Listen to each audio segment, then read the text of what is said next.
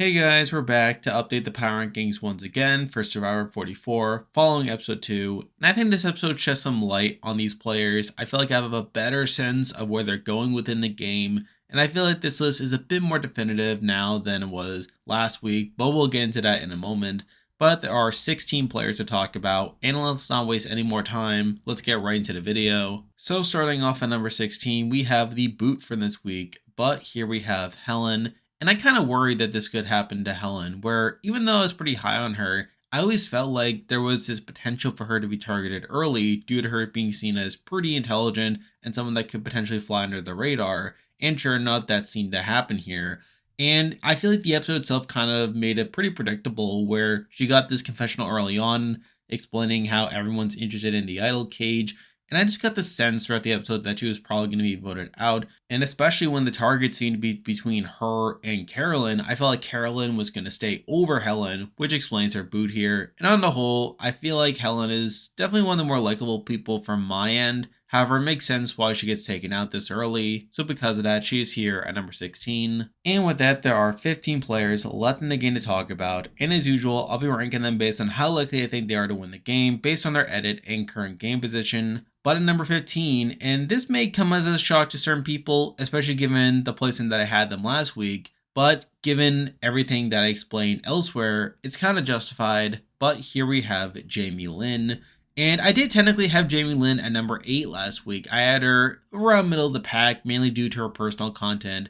However, as I explained in the description of that video, I recorded that before reading Maddie's exit press, which was probably a mistake on my end.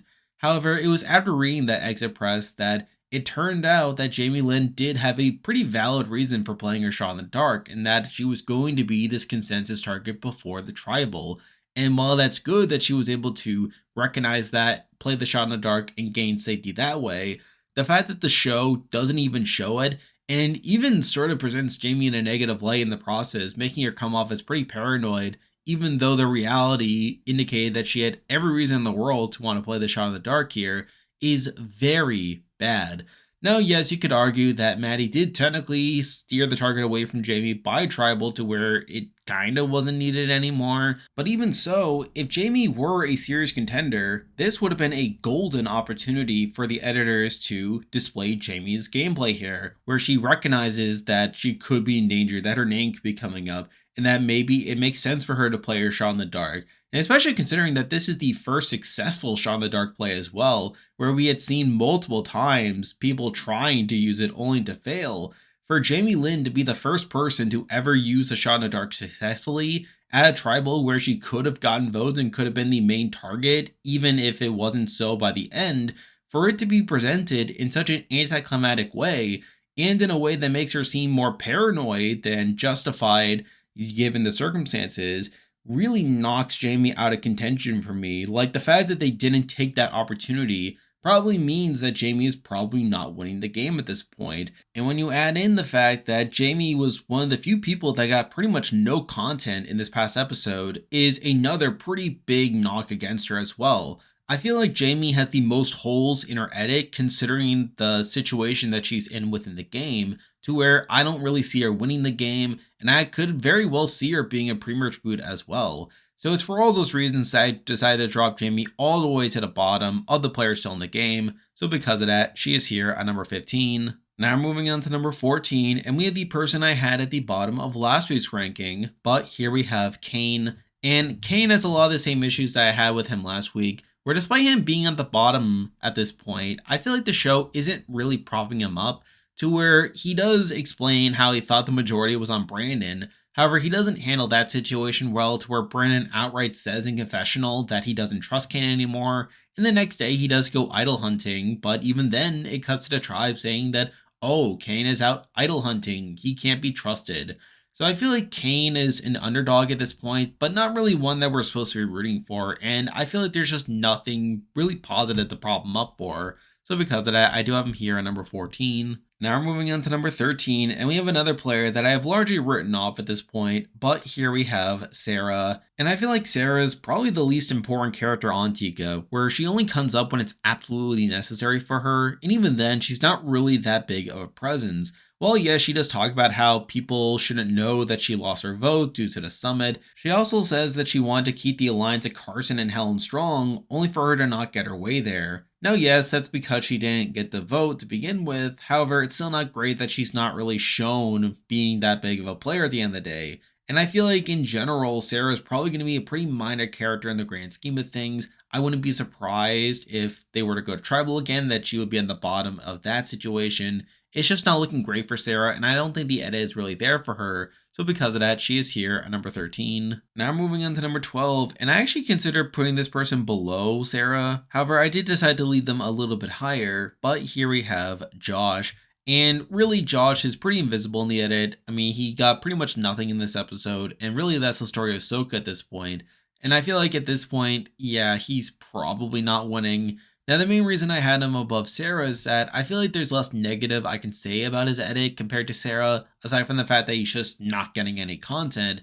But then again, I feel like neither him or Sarah really have a shot at this point, given their edits. So because of that, he is here at number 12. Now moving on to number 11, and I actually bumped this person up, not so much because my view of them went up, but more so because my view of other people went down. But here we have Lauren. And Lauren didn't really do anything in this episode to make me higher on her. She pretty much just recapped what happened at Tribal with her, like, not voting so that she could bank her vote for the future. She claims that she's the power player now, which, sure, I guess. And she does talk about Kane idol hunting. Really, a lot of it's pretty baseline. I don't really get the sense that Lauren's gonna be that big of a player. And I don't really get the sense that this advantage is going to fundamentally improve her game to any degree. But at the end of the day, I feel like there's less good I can say about other people and actually more bad I can say about those other people. Whereas I feel like Lauren is more so pretty baseline to where I have her here at number 11. Now I'm moving on to number 10, and this may seem like an overreaction. However, after watching this episode, I'm just not feeling that great about them. But here we have Franny. And yes, I did bump her down all the way from number 3, as we really saw her relationship with Matt from San Francisco sort of take an interesting turn towards more of a showman's type of situation.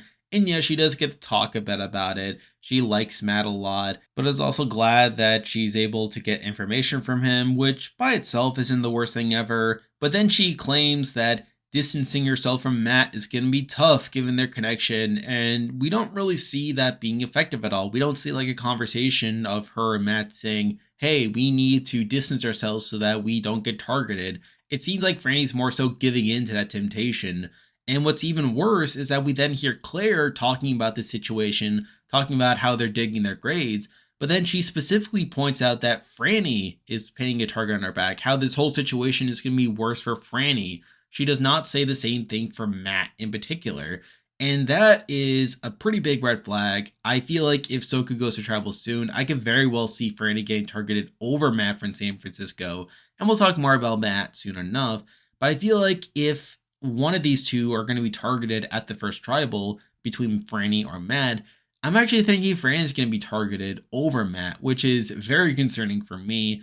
And it's that worry that made me dip her down at least this low on the list.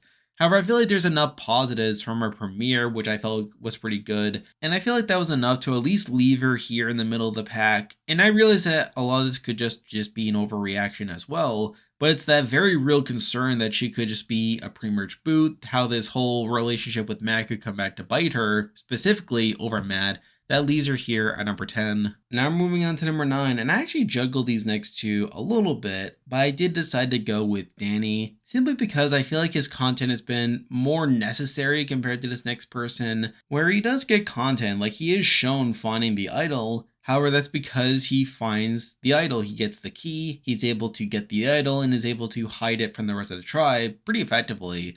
But again, that was completely necessary, and I'm not sure whether he would have gotten that same amount of content if he wasn't the one to find the idol. So it's because of that I didn't really bump him up too much, even though he did technically get a spike in content here.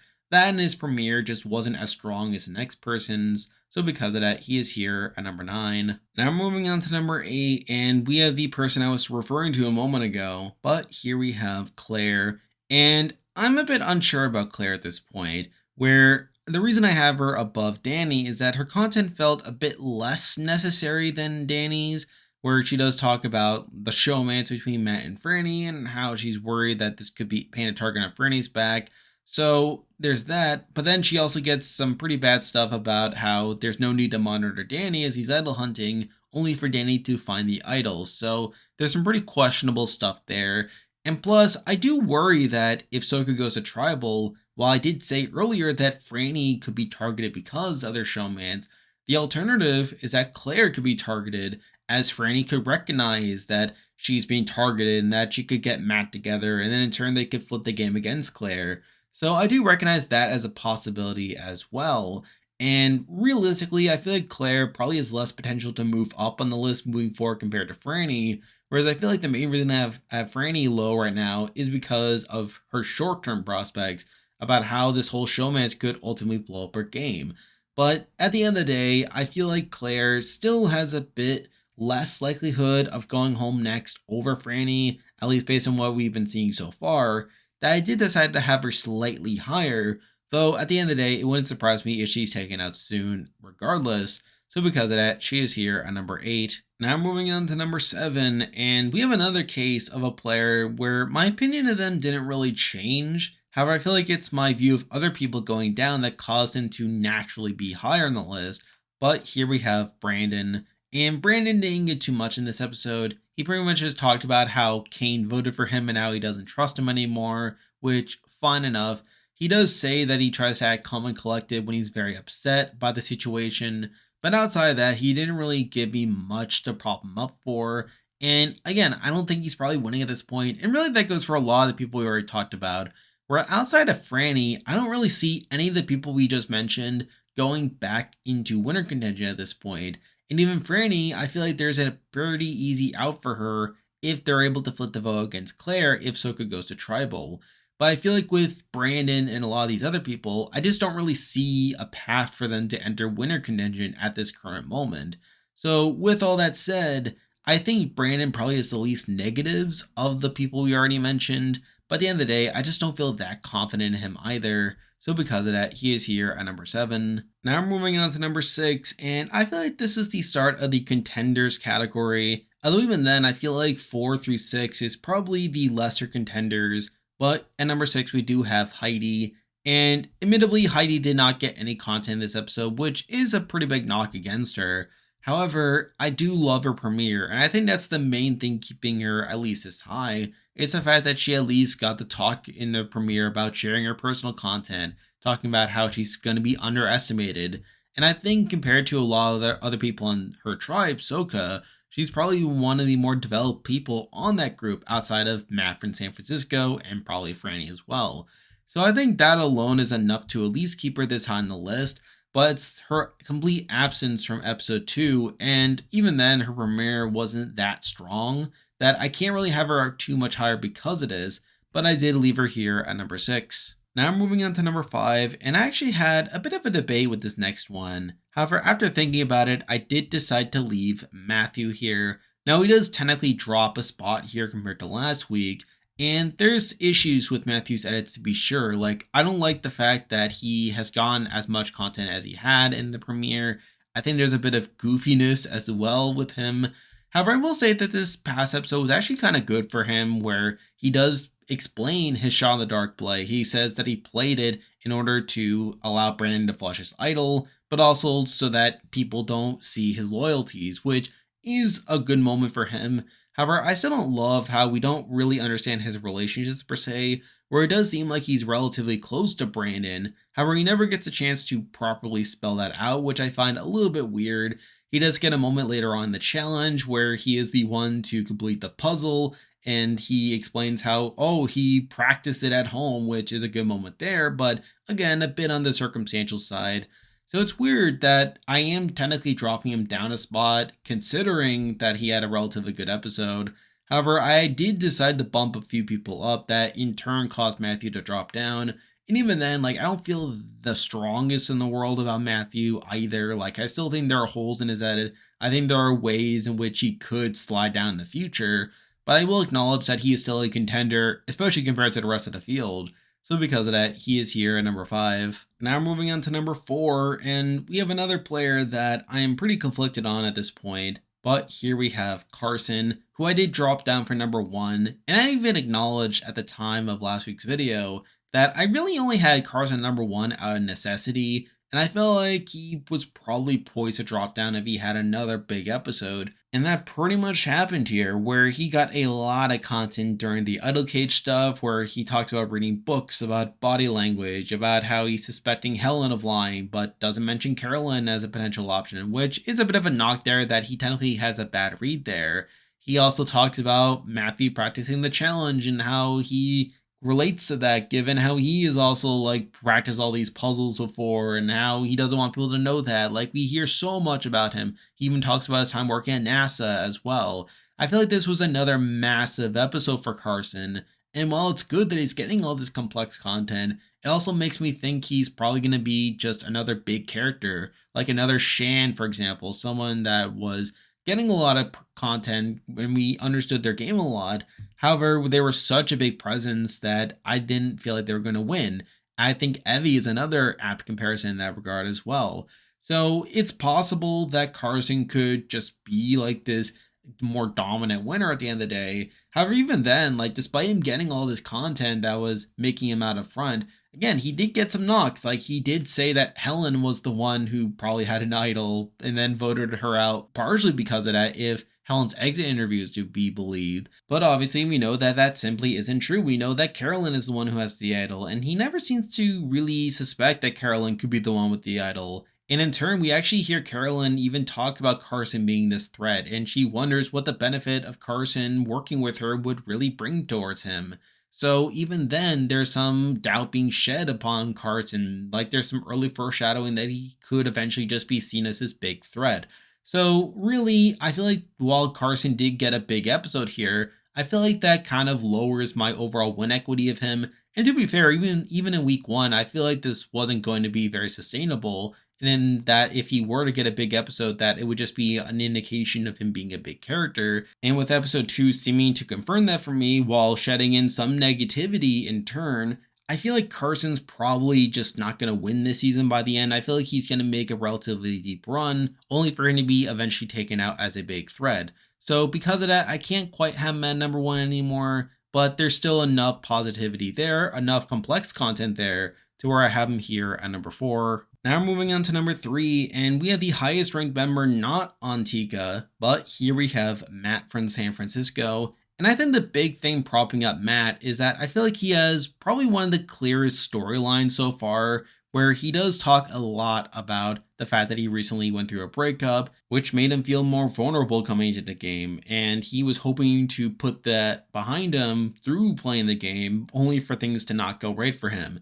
It happened with the summit, where he was trying to take more risks, only for that to backfire. And we're seeing it more in this episode, where he is almost seeing Franny as filling that void that was left through their breakup. And I feel like with that, you have a double-edged sword, where on one hand, this could be a negative. We are seeing people noticing that they are a pair, that they could try to break them up. And obviously that could just lead to Matt continuing to be an underdog within the game, where first he lost his vote, and now he could be losing one of his closest allies in the game. But on the other hand, I feel like if Franny and Matt are able to get deeper into the game together, that Matt could be shown growing a bit more, maybe learning to find what he was looking for, I guess, which would constitute a journey at it, but whatever. And then maybe eventually find it within him to overtake Franny, maybe do what it takes for him to be himself and to do what it takes to ensure that he is serving his own best interest versus like comparing himself to others, or just simply doing what it takes to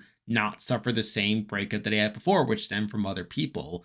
So from a pure story standpoint, could be very interesting. And I think the fact that Matt has this clear storyline is something that propels him above a lot of other people, and a big reason why he is in Copy and Engine for me.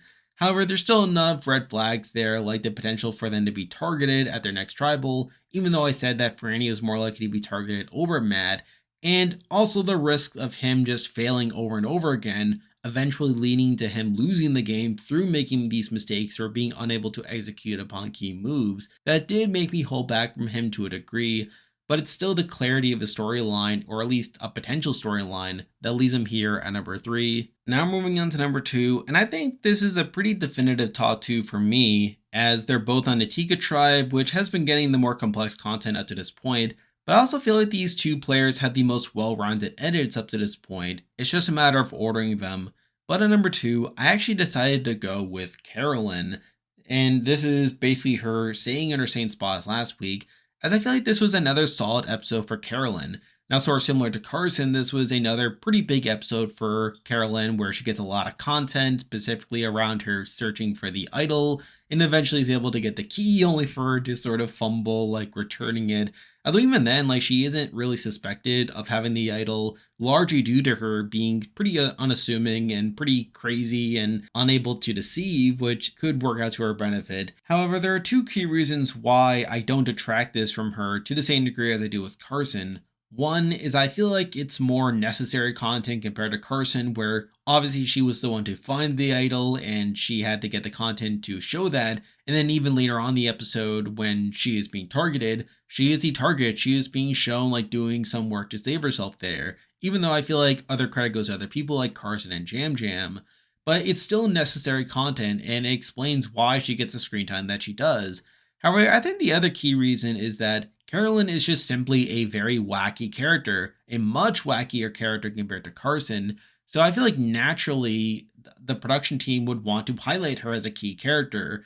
And while that could be a red flag in that she could just be set up as a fan favorite more so than an actual contender, I think there's other stuff within her edit that really makes her more complex. Like, I feel like she has a ton of self-awareness, like both her premiere and in this latest episode.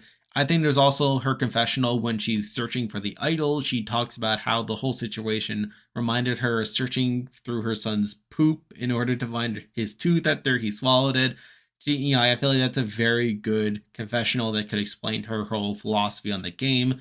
And I feel like in general, Carolyn has been shown to be pretty intentional with the strategy that she's laid forth. I feel like the show is going out of its way to explain like how she approaches the game, which could be a massive benefit to her in the future, sort of similar to how I viewed Marianne during 42. So I think there's a lot there that demonstrates Carolyn to not only be this very entertaining character, but also a pretty serious contender that we as an audience should be taking seriously. And that's a big reason I have her this high on the list. However, I feel like the number 1 person is a bit more well-rounded compared to her, which is why I had to leave her here at number 2. And now, at number 1, the person I believe is the most likely to win Survivor 44 right now is Jam Jam. And this was a bit of a surprise. However, when you really think about it, I think Jam Jam is actually being propped up pretty well while not being overexposed. I mean, in this episode, he does get plenty of content talking about the whole idol case situation. He does talk about like the nervousness people have as they're searching through their bags. And while he is technically wrong in suspecting Sarah having the idol, I feel like that's not as big of a knock compared to Carson, where it actually does factor into the vote here. Later on, he does talk about his relationship with Carolyn, which wasn't made explicit in episode 1. However, he was shown talking with Carolyn during that episode when Carolyn was talking about how there was no one talking to her like early on. And when you tie that into his confessionals in episode 1 about how he has a different perspective on things due to him being from Puerto Rico and how he's used to being different, I think it's a very probable pairing, all things considered. And I feel like with him being in the majority, I feel like it sets them up pretty well to where him and Carolyn could be a very integral relationship across the season.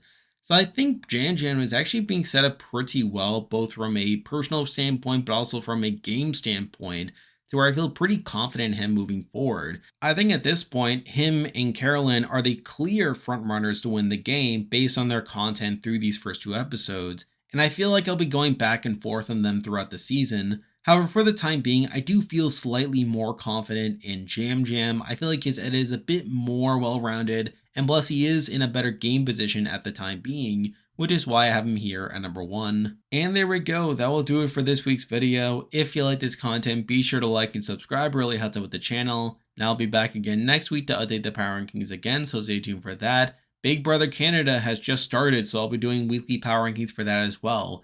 Australian Survivor is still ongoing, so I'll be continuing to do my coverage of that as well, so you can stay tuned for that. And if you haven't already, be sure to join my Discord server, which I'll leave a link to join in the description. There's a lot of stuff coming your way, but for now, that's the video. See ya.